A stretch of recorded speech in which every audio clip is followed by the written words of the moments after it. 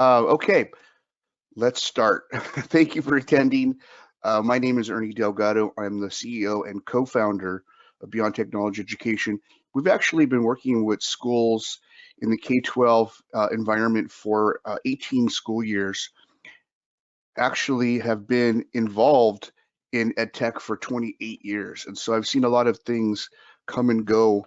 Um, and really, this conversation is so relevant right now because we're having it a lot. What's the future of work look like?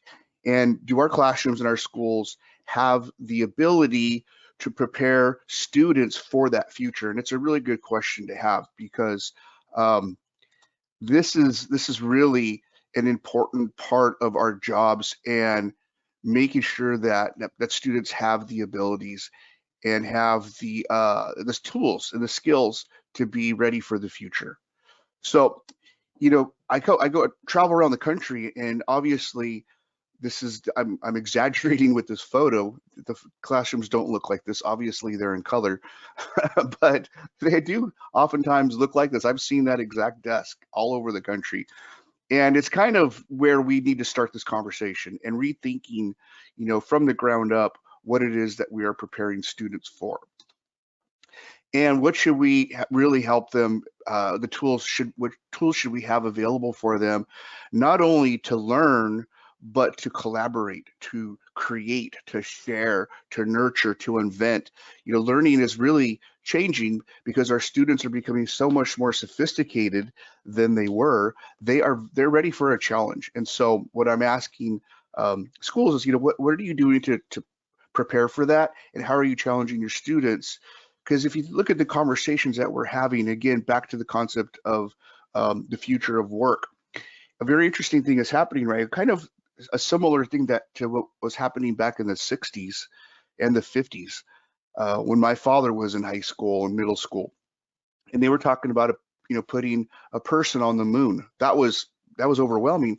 Well, we're having a similar conversation today, but the conversation is about putting people on Mars and colonizing Mars. And yes, it's kind of a very obscure concept, but these are real things that are happening. And some of the industries are changing because of that. And why is that? What are the technologies that really are driving this innovation? And the biggest one, or actually there's several big ones, we call them game changers. And these are areas that are really revolutionizing many industries, not necessarily education, but as educators, as we look to the future, as we are preparing students for that future, I think we could all agree that it's going to be very different. So with that said, with knowing that it's going to be very different, what are we doing to prepare them for these eventualities? And I'm not going to say every one of these things is going to impact the lives of our students, but what I am saying is that our students may be involved in areas where these are very important aspects of their lives. Industries are being invented overnight because of some of these technologies. Other industries are being changed or disappearing altogether. And that's really the question I want to ask you right now. Are you afraid of that change? Um, are you concerned about that change? Are you prepared for that change? And I'm going to ask the question. Um, are you prepared? Do you feel that your school did I misspell? Do I have a misspelling there? I apologize, educators. Um, that was typed out very quickly at some point in time. But are we prepared? Are our environments giving the students the tools that they really need to thrive? And these are important questions to ask because this is where a lot of our planning and preparation comes in. Do we have the ability to prepare students for the future?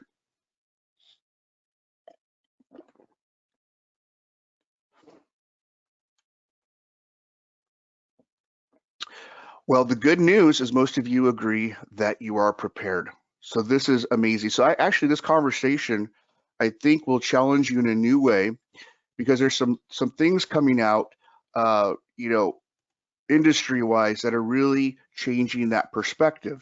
One of them is this concept of exponential growth.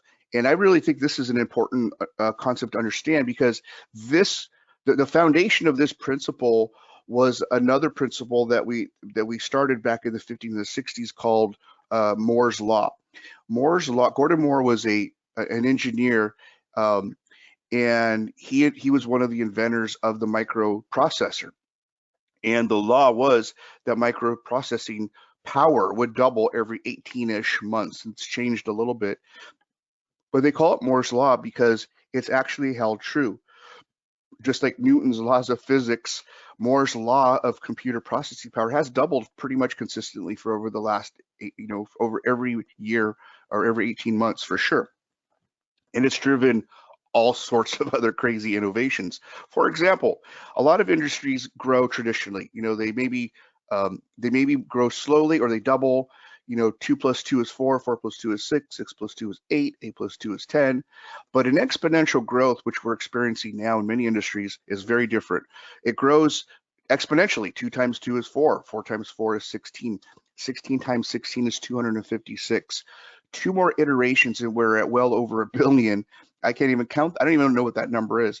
So this is how things are changing in many industries, exponential growth, and it's creating a whole range of really interesting technologies. And some of these technologies are creating industries. Industries require labor. Labor requires people. People require skills. You see, working backwards, how this all kind of really falls in our lap. And that's a good thing. Again, you could be concerned or you could be excited, because if you really look at the data, as this exponential is happening, this exponential increase is happening, and nothing we could do to slow it or stop it. Another dynamic is happening, and that is education is not growing exponentially. And I'm not going to say that in K-12 education we are not innovating. I'm not going to say that, because we are innovating. Learning strategies, technologies in the classroom, pedagogy, teacher preparation. The classrooms in many cases aren't black and white like I should, but they are more innovative. So it is happening, but not nearly as fast as other industries. And so you need to ask yourself the question: are we preparing students for our future, or are we preparing them for their future? And there lies the next big question: how are we preparing students for a very different future? Now, if you talk to business and industry, there's a little bit of a concern. They call it a skills gap. As we dominate, economically as a country, as we have all this innovation and we create these technologies and we create these industries and do amazing things, it requires smart people. It requires labor that is not so much working with their hands, but working with their mind, knowledge workers. And it's going to create an opportunity, because even when you're driving the need for knowledge workers, it will increase the need for skilled labor. So the two kind of go hand in hand. So yes, there is this kind of void of IT workers, and business and industry is trying to do what they can. This research is from March 2020, and they're saying that companies are paying workers $250,000 signing bonuses. I haven't seen your paycheck, but I don't think it's 250K. And they're getting them these sweet jobs because there's such a demand in these high-tech industries. And I will say this is sometimes regional. There are certain parts of the country where this is happening more than others, but for the most part, skilled labor is becoming decreasingly in demand, and we need more people. Now, there's some people, again, that are concerned, and some people aren't. This is a gentleman named Peter Diamandis, and he, have you ever heard of the X Prize? He's the guy who created the X Prize competitions and all sorts of different industries.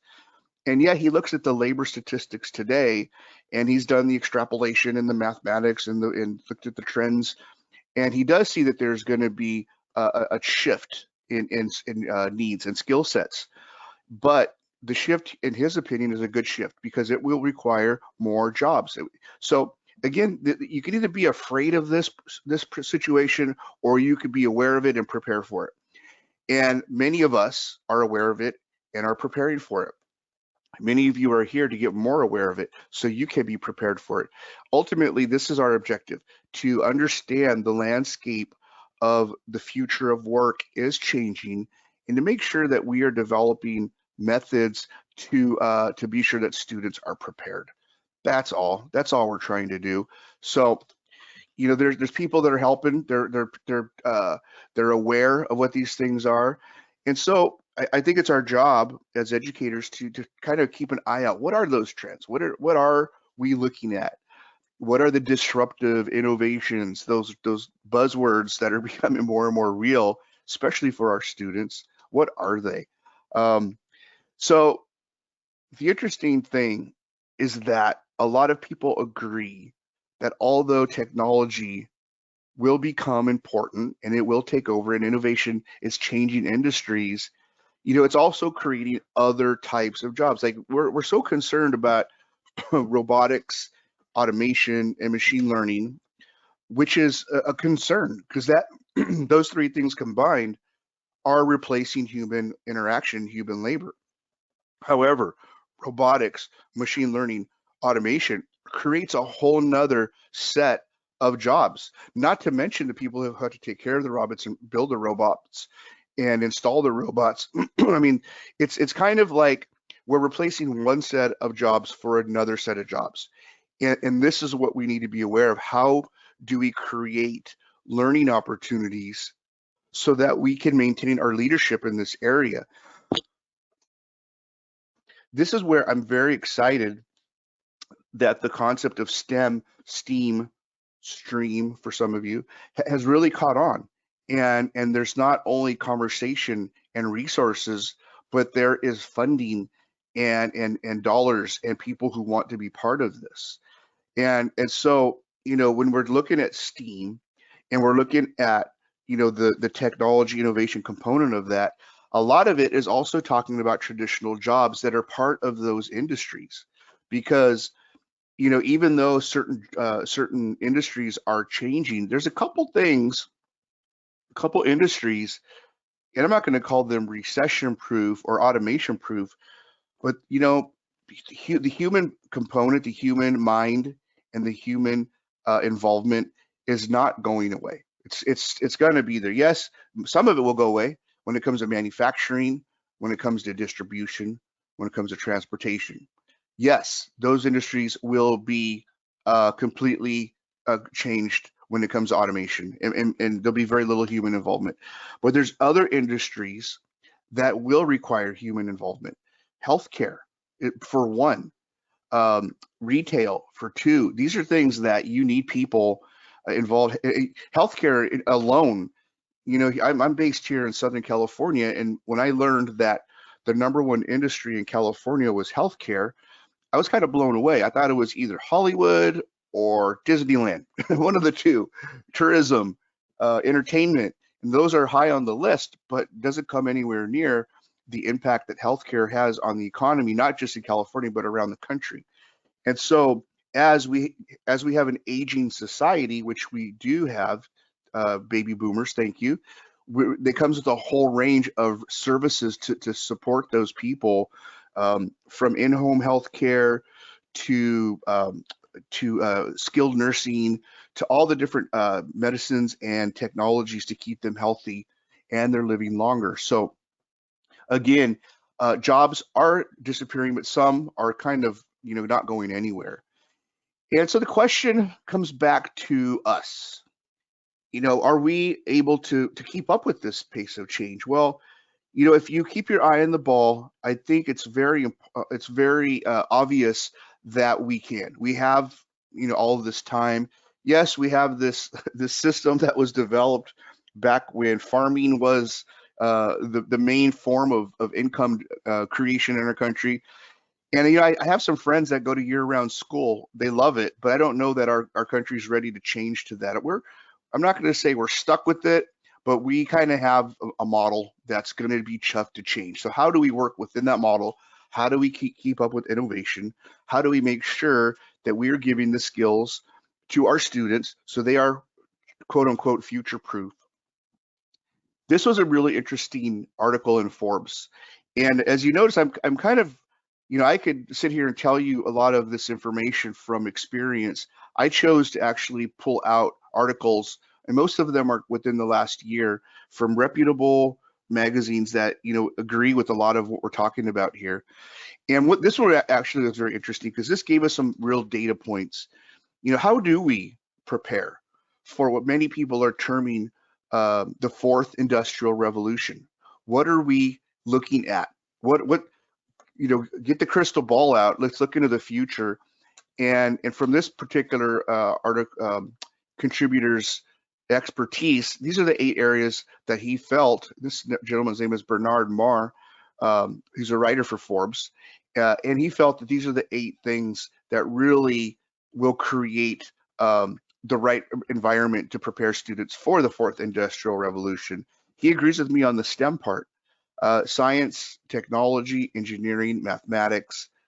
But I hear a lot of people talk about, well, we can't abandon the traditional the traditional learning that we've been doing in our classroom. We can't abandon that just to jump to something new. No one is asking you to abandon it. They all need to integrate. The goal is not to get rid of certain subjects in schools. The goal is to repurpose, redefine, explore how we deliver content, redefine the purpose of education, and really look at what the future will look like for students, and how will all these different disciplines work together to make them a well-rounded knowledge worker in the future. How do we do that? And again, how do we make sure that these students know how to learn forever? Really, and I'm going to get into this. I don't want to get too premature, but let me move forward, because I know we don't have a whole lot. There's certain companies that have taken it on their they're taking on this challenge. And there's a lot of partners, and I encourage school leaders, principals, superintendents, assistant superintendents, find those partners, develop those classroom, school to work opportunities. We're starting to do a lot of this work. Let's find the local high-tech companies in your community. Let's have a conversation with them. Let's open up that dialogue, and let's see how they could get involved with what you do. Now, some of you live in rural areas. That maybe is not as beneficial, but if you're part of a consortium, if you're part of a group of people that are looking to solve this problem, that are trying to create content that is relevant to the classroom environment, that's the model we have, but has the ability to kind of go into business and industry, high-tech environments. They speak high-tech, we speak classroom. How can we create opportunities for students to get involved? And when it comes to students getting involved, they're already getting involved. I'm not sure, a real quick story, this several years ago, my nieces came to my house. We were having a pool party, barbecue, and the first thing they asked me is, "Uncle, what's your Wi-Fi password?" I gave it to them, and I didn't see them the rest of the day. A lot of you can relate with this. You know what that's all about. And I took it upon myself to study their habits. And every time they came over, I watched it. It was very similar. And then I started going out in the field and watching students in restaurants, at lunch, after school, outside of the classroom stuff. And they're on their phones all day, every day. Good, bad, or whatever. We're not having that conversation. Screen time obviously is an issue. But, I have an 8-year-old, or he's going to be 8. And so he was born into this world that's all touch and screen and video. And and I'm going to say this is probably most of your students up to about 2nd or 3rd grade. 4th grade and up, they probably know mouse and web browser, pretty much. But if they're under 3rd grade, their sweet spot is cell phone, tablet, and touch, and video. And my son would rather watch a video on the phone or the tablet, because he could control the pace. He could rewatch stuff over and over and bust himself up over and over, versus the television. He tries to swipe the television. It doesn't swipe. He gets frustrated. 75 inches of high definition, beautiful image, but he'd rather have the phone. Go figure. But this is what we need to be aware of, is students are changing. And especially this younger group, and I think there's a name for them now. I don't remember off the top of my head, but they're just media hungry, driven. Again, good, bad, or whatever. We're not going to have that debate, but this is just what we're dealing with. So, how do we tap into this culture that they're part of And how do we make our jobs, which is preparing them for the future, fit into that? And learning and teaching and education and content, and it's all really moving quickly right now, and people are trying to find a solution. Because if we do it right, if we prepare kids right, we will give them the tools to thrive, to take, these skill sets that are these activities that they conduct, in their private lives with their cell phones and the social media stuff. It might seem a little silly to us, but this is how the world is moving forward. None of us can stop them. All we can do is kind of help them apply what they know, what they love, to preparing them for the future. And that future is getting here quickly, faster and faster, and we need to teach them better faster. That's one of our mantras here Beyond Technology Education. How do we train them better faster? Well, obviously, we know that technology is exploding. We just had 20 minutes of conversation on that, industry specific. So the good news, let's bring this back to us. The good news, the fastest growing group of users are adults, ages 36 to 65. Now, the last time, I think those statistics are going down a little bit, so I think it's closer to 31, 32. But what's good about that, new users, is that a lot of our teachers that are in this age range, are veteran, experienced, amazing teachers, are using technology in their daily lives. They get it. They're online communicating. They're buying stuff. Boxes are showing up at their doorstep every day. They have navigation in their car. They have direct TV and all the fun stuff that goes along with it. They're streaming with Apple Plus or Apple TV, Disney Plus, sorry. They're doing cool stuff. However, we haven't taken time, and in many cases, I'm not saying all of us, but what I find is many schools have not taken the time to train them to take what they know and apply it to the classroom. The classroom's a little different. Using those tools in the classroom needs a little bit of timing and training. Now, I'm not saying that they can't do it, and I will say that the disconnect is smaller than it has ever been.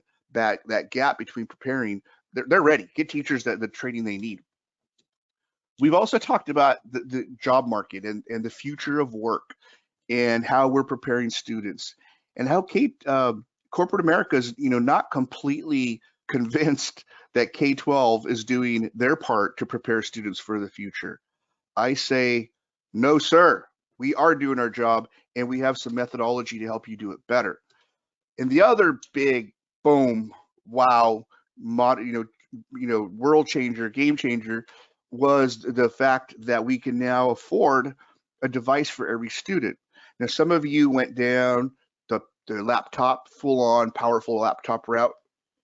Good for you. That's the best route, to have full computing power, mobile, in the class, at home, collaboration opportunities. Boom, perfect. Some of you chose to go down the iPad route, and for many of you, that was the right choice. Some of you have landed on the sweet spot, the Chromebook. And this is the Chromebook kind of owns, well, I shouldn't say, that's a bad term. They are doing very well in education, let's put it that way. And it's opened up all kinds of opportunities because it is less expensive, because it is easy to deploy, and it's relatively rugged, and it gives you about 80 to 90% of what you need as far as computing. Yeah, you can't load a lot of stuff, but as you have learned, the marketplace is adapting, and most of the things that we needed to install on our laptops or our computers, you can now find as software as a service, and it's an app or it's a website. So it's just changing the game. And if you haven't done it, talk to us about doing it right, because these three things are coming together very rapidly, and we've created a model. We call it Swim Grid. I'm probably going to go over a few minutes here, people, because I've been talking way too much. This is a couple of new slides, and I was very verbose. It's a very simple model. You want to assess your staff. We don't do technology courses anymore. We assess teachers, and we provide training based on that assessment, and make sure that it's very specific, individualized, it's instructor-led. There is some follow-up online, and there are some online resources. We want to make sure that your students are learning computer science and computer literacy. We have developed some of the best curriculum tools on the planet for that. Then, and really one of the most important parts, is you want to address your classroom curriculum. You want to integrate your curriculum. You want to make sure that it's not black and white old school. You want it to be Mars. You want it to be innovative. You want it to be exciting. You want it to be multimedia. You want to satisfy the urge of your students to get involved in collaborating, working with their fellow students. Obviously, to do those three things, your infrastructure needs to be tight. You need access points, you need servers, you need security and firewalls, and you need a fat internet connection. Most of you have that, I'm finding now. Some of you don't, or maybe you need to rethink it. We can help you there as well. And then you need someone who kind of gets it to manage all of these moving parts and to interface with your staff and your administration, sometimes with your families and your IT department. Now, this isn't random information. This was actually some astounding research by Edudemic. And they asked teachers, is this important? Is technology important? Is this worth all the effort? And most teachers said yes, 86% important, absolutely essential. 96% said that it increased student engagement. So theoretically, we're all on the same page. Okay, things change here real quick. The next set of questions, okay, you think it's important. Are you using it effectively? As important as you say it is? And the numbers drop. 19% were using any kind of subject-specific tools. Only 14% were using digital curriculum. 92% said they should be using it more. And 77%, over 3/4, had a hard time finding the best resources. So theory and practice are two different worlds. Now, that small group that did feel it was important and was using it effectively had a whole nother reality, and that was time. They were spending too much time to get this stuff to work for them. And many of you have learned this the hard way. It's not about just getting a one-to-one environment, a device for everybody, an iPad for every student, a Chromebook for every student, whatever it is, even sometimes a cart of technology that rolls around from classroom to classroom. You've done that. You figured it out. But it creates a whole nother set of problems. How do you use them? What do you do? What are the options available? And excuse me, this is where there's really two different environments. One environment is what I call the gamesy appsy environment. It's all software driven. It's somewhat automated. Sometimes it's video based. Sometimes it's animation based. Sometimes it's a PDF based environment, and it's pretty much on your computer all day, every day. The other camp is what I call the project-based learning camp, where you're working with classroom content, but you're developing integrated projects that use the technology as a tool, quote unquote, to demonstrate to students how the technology can be used. It's more of a computer science environment, and it's demonstrating how these tools can work in the real world. This is, in my opinion, a way more valuable model. Project-based learning provides many more opportunities for students to collaborate, to build, to innovate, to grow, to create, to share, to invent. If any of you are familiar with the SAMR model, that helps you go up from just substituting to actually making stuff and replacing stuff and inventing whole new ways of integrating and using technology within your classroom and learning.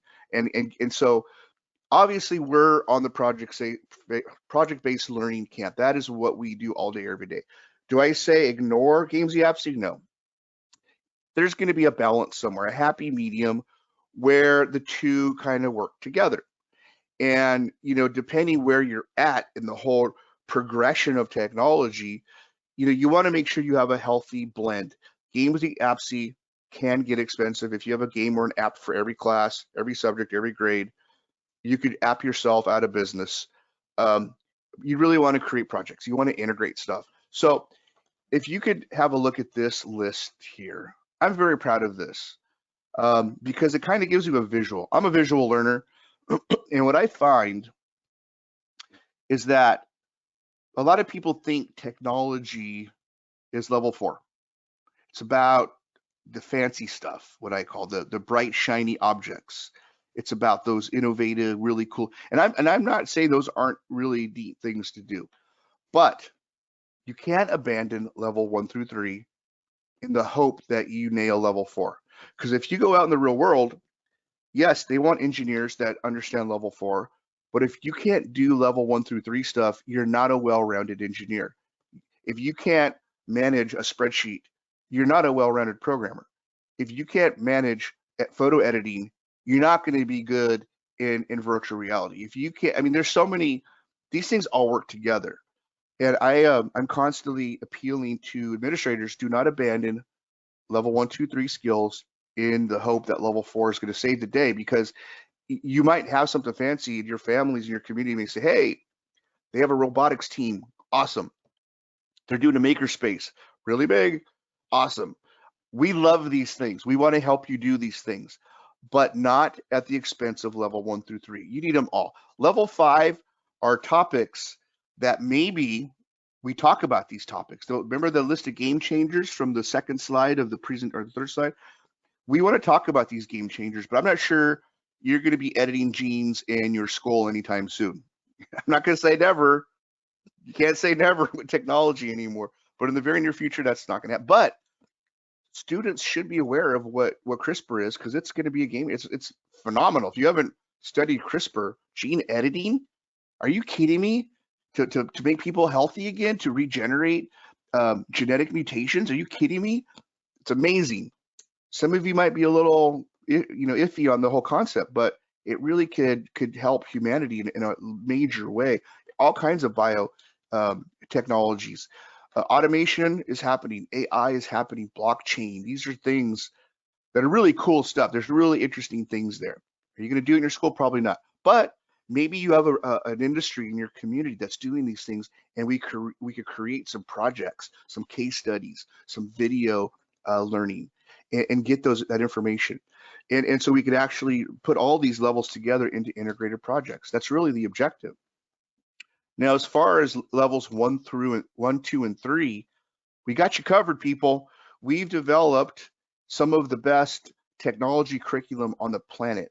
Computer science and literacy technology curriculum for elementary, middle, and then on into high school. I encourage you to chat with us if you're interested in any of these tools, because it also comes with training. In some cases, we even provide a computer teacher or a computer technician to actually deliver these courses for you. Maybe you don't have the personnel to do that. We provide staffing as well. Or we'll train your existing people to do this. Or if you're one of those more sophisticated schools, your classroom teachers can deliver these curriculums. And maybe not the whole course. We could actually pull out the modules that make sense for them. I touched on integration a moment ago because I think this is a very important conversation to have. How do we adjust curriculum? The technology that you purchased, I'm not sure if you noticed this, but once you bought it, once you buy technology, especially laptops, they start ticking. And that's the obsolescence clock. They're going to be obsolete in 3 to 5 years. Sorry to be the bearer of bad news. Let's get the most out of them while we can.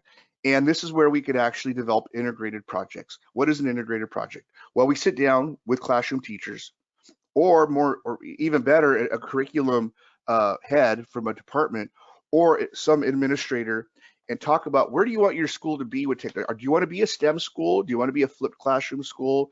Do you want to be a differentiated learning school? Do you want to be a project-based learning school? Whatever these things are, and you want technology to play a bigger role in how you teach and learn, well, you need to modify your curriculum.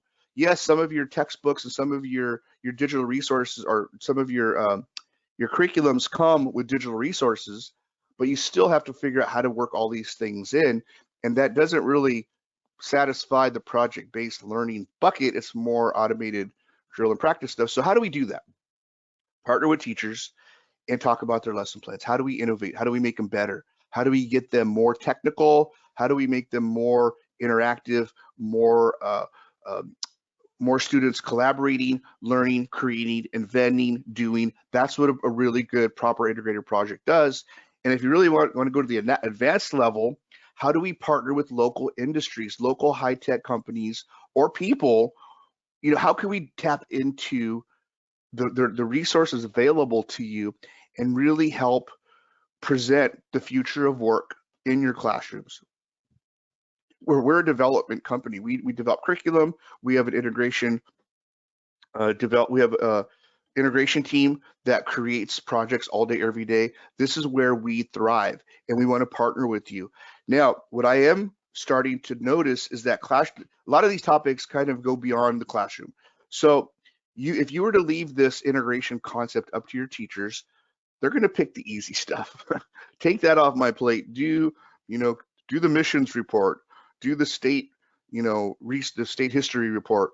Let's walk away. Let's not walk away. Let's think bigger. How can we involve ourselves from an administration standpoint on where we want to drive innovation in our schools? We can go as high as you want to go with integration, as technical as you want to go, as long as you have interested people. Will develop the lesson plans and the projects. We will create those opportunities. We just need to find a way to integrate them into your classrooms. We'll help you do that part as well. Obviously, you need to have the technology to deliver this, but a lot of this stuff will start moving into relevant level 4 areas. You want to get a set of virtual reality goggles. It's a big expense. If you're going to do that, you better have some reasons, some curriculum connections for those. Do you want to get into 3D printing? Awesome. Let's talk about that. Do you want to get into any of these other higher level skill sets, coding, programming? Perfect. Let's have that conversation, but make sure that it's relevant to the classroom. Make sure that it is relevant to standards, and it integrates to what you're doing. Time is limited, especially when it comes to high schools. You want to be on that A to G list, and we can help you develop solutions to cover all of those. We're educators. We speak classroom. Obviously, infrastructure is critical. If you need help, we do offer something called a tech check. It is a free evaluation of your school. This is for one school. If you need multiple, let us know. We'll send one of our technicians out, usually one of our lead technicians, to kind of poke around. We'll look in your closets. We'll look at your wiring.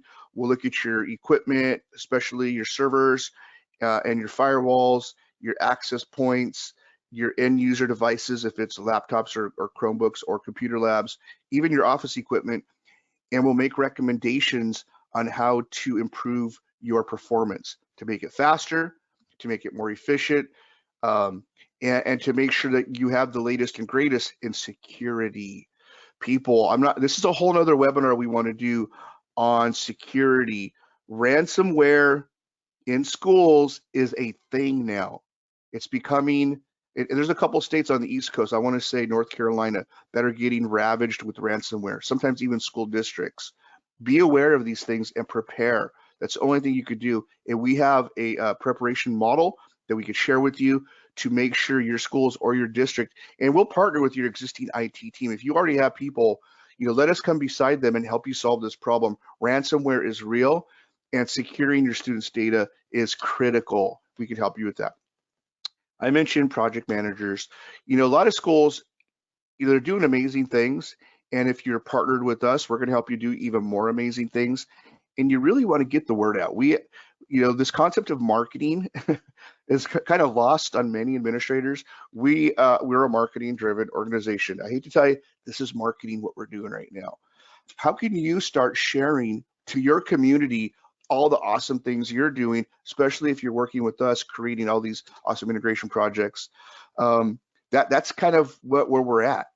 And I'm going to send you a survey after this webinar, and I'd really like your information or your opinion on the content. And are any of these things relevant to you? Do you want to see how the swim grid model could fit at your school? Do you just want to have a conversation? Do you just have some questions? Would you like a free tech check? These are all things that I'm going to ask you in the survey. I encourage you, respond. Take a screenshot of this. Get your phone out right now. Get your phone out. Take a picture of this screen. We are on all of the major social media networks at Beyond K-12. How did we get the same handle on every single one of them? That's just how we are. It's a coup. No, we worked hard for that because we've been doing social media for so many years. When you've been in business for 18 years, we've been around the block a little. So people, I appreciate you. I thank you for your time.